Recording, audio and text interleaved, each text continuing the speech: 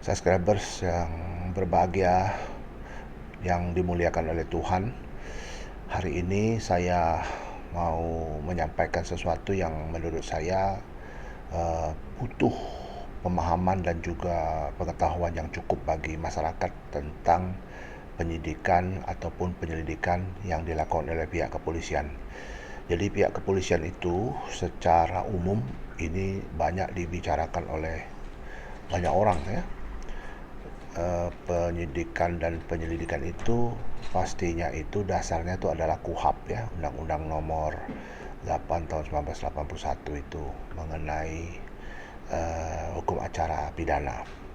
Namun dalam hukum acara pidana itu ada derivatifnya. Derivatifnya itu adalah ya peraturan-peraturan baik itu Perkap maupun Perkaba yang harus diikuti oleh semua penyidik ya. Jadi penyidik tidak boleh melanggar ya semua prosedur yang sudah secara baku, normatif, legalistik ya sudah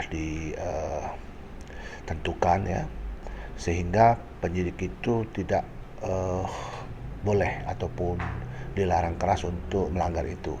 Nah, pertanyaan yang terjadi buat saya itu adalah kalau seandainya ada yang dilanggar, Pak, maksudnya dilewati prosedurnya itu, atau juga ada yang sebenarnya yang secara signifikan harus dilakukan tapi tidak dilakukan oleh penyidik ini, apakah hasil penyidikannya itu sah secara hukum? Ini pertanyaannya luar biasa menurut saya. Ini pemahaman ya.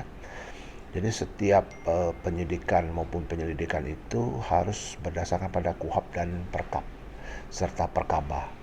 Kalau penyidik itu tidak, ini saya ngomong dalam lingkungan kepolisian ya, kalau dia tidak melakukan itu dengan benar, maka hasilnya itu yang disebut dengan maladministrasi.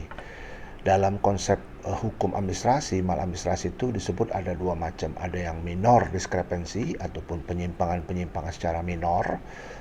Dan kedua, ada yang disebut dengan major discrepancy ataupun penyimpangan-penyimpangan secara substansi. Apa itu yang minor? Yang minor contohnya ada kesalahan ketik ya. Kesalahan ketik misalnya 400 sebenarnya 40D. Nah, kadang-kadang kan salah seperti itu, tinggal dikoreksi saja. Ada tindakan-tindakan korektif. Tapi kalau substansi itu tidak bisa dilakukan tindakan korektif. Itu bisa menjadi satu tindak pidana apabila itu dilakukan secara dolos males ataupun secara sengaja offset ya. Nah, kalau hasilnya itu penyidikan itu tidak berdasarkan pada KUHAP maupun Perkap tadi, maka dia menjadi maladministrasi, maka dia tidak mempunyai kekuatan hukum. Ya.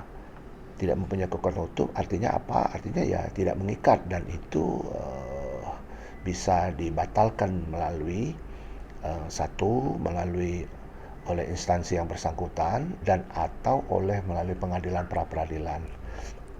Nah, sementara kita lihat bahwa sering sekali kita temukan bahwa prosedur sering dilanggar, sehingga penetapan tersangka maupun penetapan sita dan lain sebagainya dan upaya-upaya itu terkadang menjadi polemik di masyarakat ya.